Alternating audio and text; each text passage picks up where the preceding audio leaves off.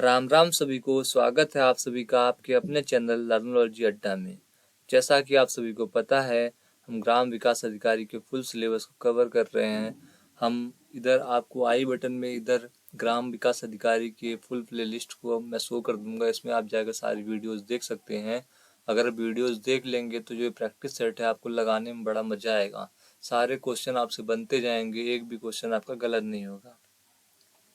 तो आज हम प्रैक्टिस सेट 6 लेके आए हुए हैं। अब हम इसको एग्जाम दिसंबर में होना है जैसा सूत्रों के हवाले से पता लग रहा है।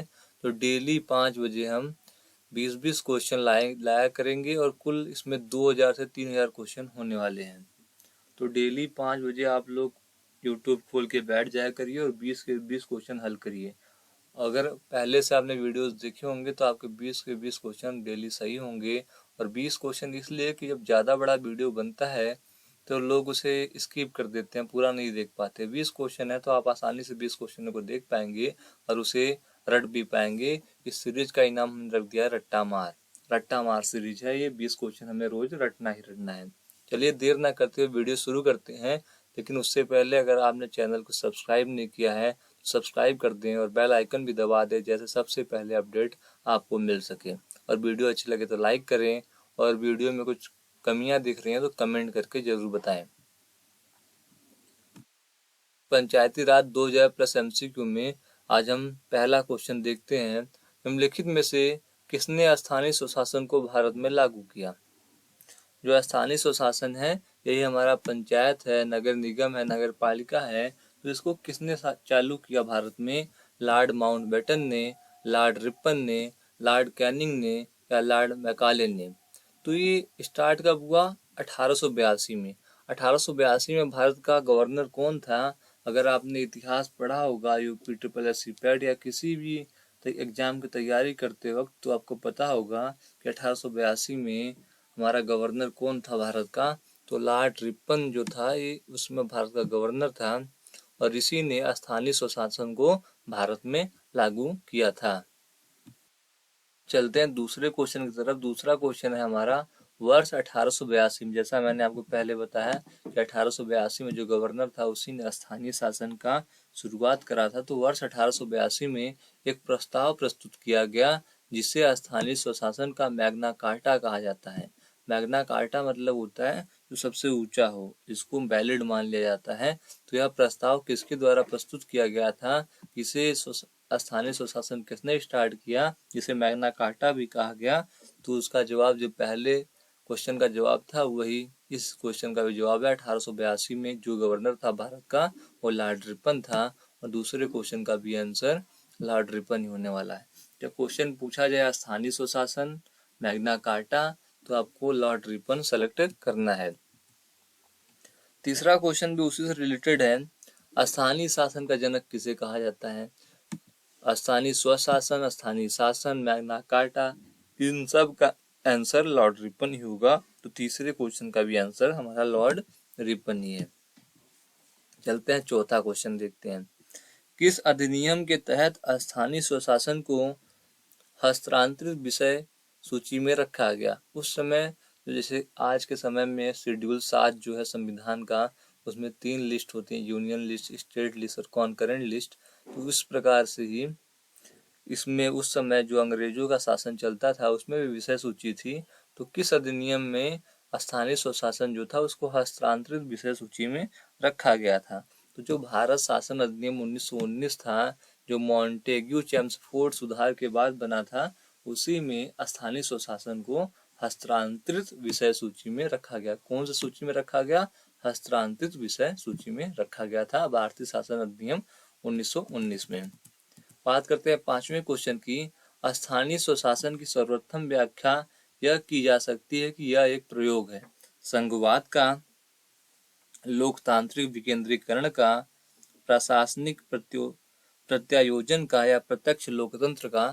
तो संघवाद, लोकतांत्रिक विकेंद्रीकरण, जो डिसेंट्रलाइजेशन है, जो गांधी जी चाहते ही थे कि लोकतांत्रिक विकेंद्रीकरण हो, डायरेक्ट दिल्ली या राष्ट्रपति या प्रधानमंत्री पूरे भारत को ना संभाले, हर जगह लोकतंत्र की स्थापना हो और हर जगह छोटी छोटी इकाई पे भी वहाँ के लोकल शासक हो, वो लोकल शासक ही अपने एरिया का देखभाल करें, वहाँ का विकास करें। तो जो ये स्थानीय स्वशासन है का सर्वोत्तम व्याख्या यही होता है कि डेमोक्रेसी जो होता है डिसेंट्रलाइजेशन, सेंट्रलाइजेशन नहीं डिसेंट्रलाइजेशन मतलब विकेंद्रीकरण। इसके बाद देखते हैं अगला क्वेश्चन, छठा क्वेश्चन है, सफलता पूर्वक कार्य हेतु पंचायती राज को पूरे सहयोग की जरूरत पड़ती है। किसकी? स्थानीय जनता की, केंद्रीय सरकार की, नौकरशाही की, राजनेताओं की। तो जो ये हमारा पंचायती राज है, पंचायती राज जो है उसको सहयोग कैसे, सफलतापूर्वक उसका काम कैसे होगा, कौन उसका काम कराएगा सफलतापूर्वक? तो जो हमारा ये वहाँ की स्थानीय जनता है, किसी भी पंचायत की, गांव की, उनका सहयोग बहुत ही ज़्यादा जरूरी है अगर सफलतापूर्वक कोई पंचायती राज काम करना चाहता है तो। देखते हैं सातवां क्वेश्चन, भारत में पंचायती राज प्रतिनिधित्व करता है इसका? शक्ति के विकेंद्रीकरण का, लोगों की हिस्सेदारी का, सामुदायिक विकास का, या ये सभी का? आप बताइए इसका आंसर क्या होना चाहिए।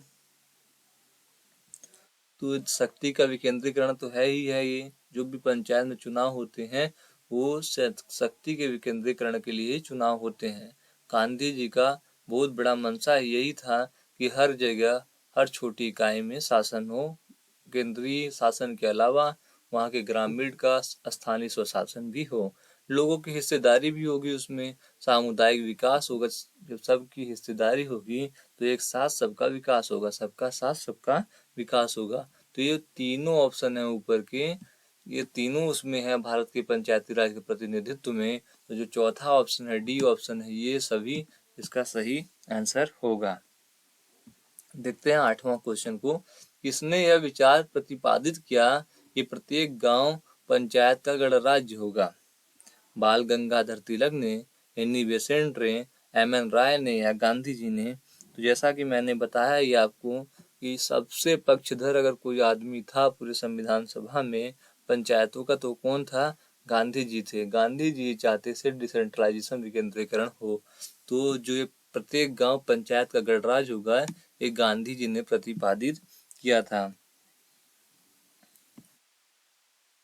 गांधी जी कहते थे गांव के विकास के बिना भारत का विकास संभव नहीं है, गांव के विकास के बिना भारत के विकास संभव नहीं है। निम्नलिखित में से किसे लोकतंत्र की प्रथम पाठशाला माना जाता है? संसद को, स्थानीय स्वशासन को, राजनीतिक दलों को, या चुनाव को?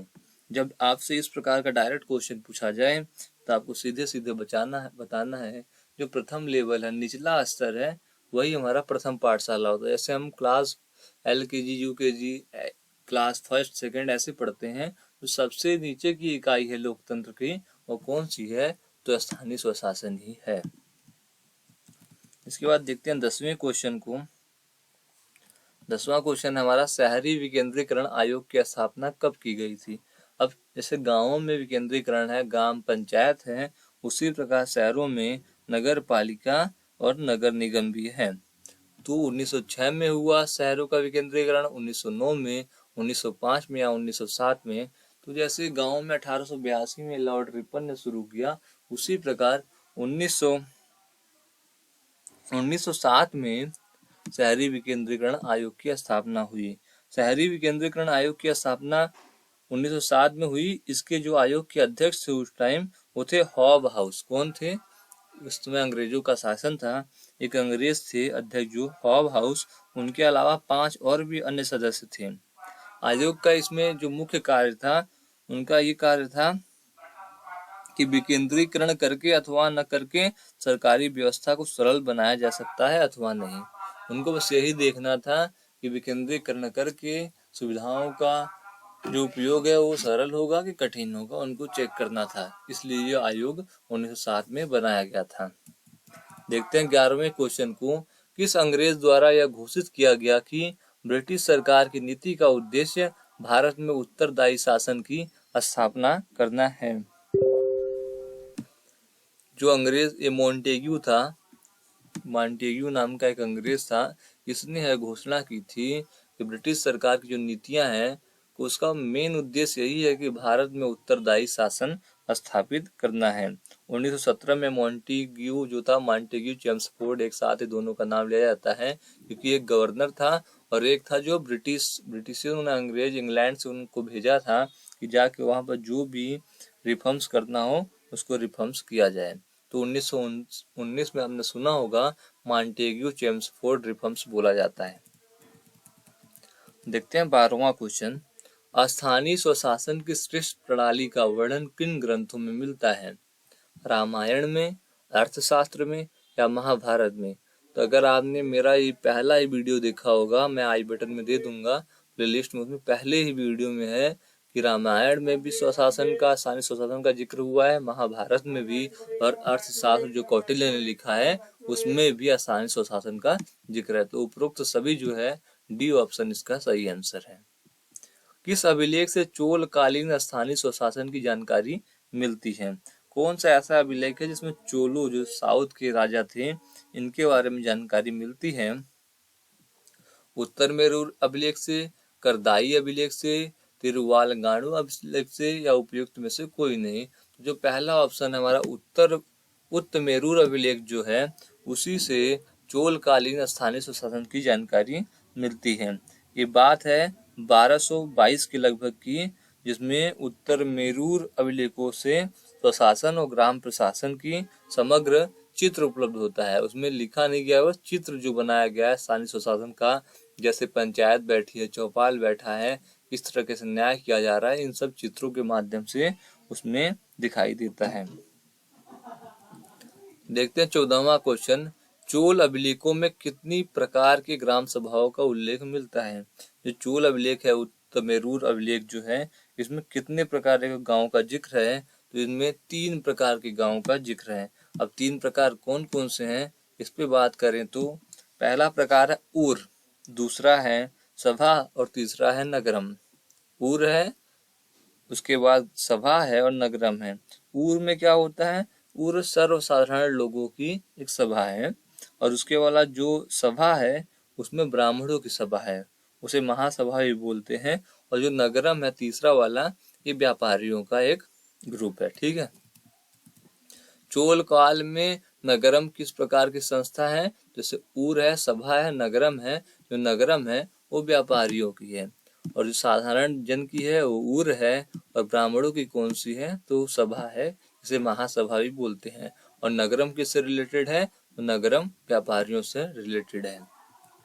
उसके बाद 16वां क्वेश्चन देखते हैं हम। 16वां क्वेश्चन है, चोल कालीन ग्रामीण संस्था ऊर की कार्य समिति को क्या कहा जाता था? आलूगढ़म, गढ़म, ए और सी दोनों, या उपयुक्त में से कोई नहीं। तो जो ए और सी है, ए और बी, माफ करना, ए और बी जो है, उन दोनों को ये चोल कालीन ग्रामीण संस्था ऊर की कार्य समिति को आलूगढ़म भी कहा जाता था और गढ़म भी कहा जाता था। चोल कालीन ग्रामीण संस्था सभा महासभा की कार्य समिति को क्या कहा जाता था? अब जैसे चोल कालीन ग्रामीण संस्था सभा महासभा जो है उसे क्या कहते हैं? जो ब्राह्मणों की सभा थी उसको क्या कहते थे? तो उसको क्या कहते थे? वारियम। क्या कहते थे? वारियम।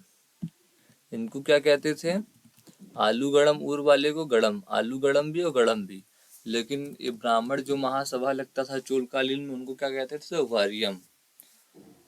इसके बाद 18वां क्वेश्चन देखते हैं। वारियम के सदस्यों को चुनने के लिए प्रत्येक गांव को कितने वार्डों में बांटा जाता था? तो वारियम के सदस्य, जो ब्राह्मणों के सदस्य, उनको चुनने जाने के लिए गांव को कितने वार्ड में बांटा जाता था उस समय चोलकालीन में? 20 वार्डों में, 25 वार्डों में, 30 वार्डों या 40 वार्डों में? तो इसका सही आंसर है, उस समय चोल काल में वरियम ब्राह्मणों की जो सिलेक्शन था सदस्यों को बनाने के लिए 30 वार्डों में गांव को बांटा जाता था, और प्रत्येक वार्ड से एक प्रतिनिधि चुना जाता था तथा कुल 30 सदस्य विभिन्न कार्य समितियों हेतु चुने जाते थे। इसके बाद बात करते हैं 19वें क्वेश्चन की। किस अधिनियम में पहली बार स्थानीय स्वायत्त शासन की स्थापना की मान्यता प्रदान की गई? किस अधिनियम में, अंग्रेजों के किस अधिनियम में इसे स्थानीय स्वशासन की स्थापना की मान्यता दी गई, तो जो हमारा 1793 में एक्ट बना था उसमें पहली बार मान्यता दी गई, क्योंकि लॉर्ड रिपन ने 1782 में लाया और 1793 में पहली बार मान्यता दी गई। क्वेश्चन नंबर 20 है और आज का ये लास्ट क्वेश्चन है। इसके बाद हम कल देखेंगे 5 बजे 20 क्वेश्चन। इस प्रकार से हम डेली 5 क्वेश्चन देखते रहेंगे।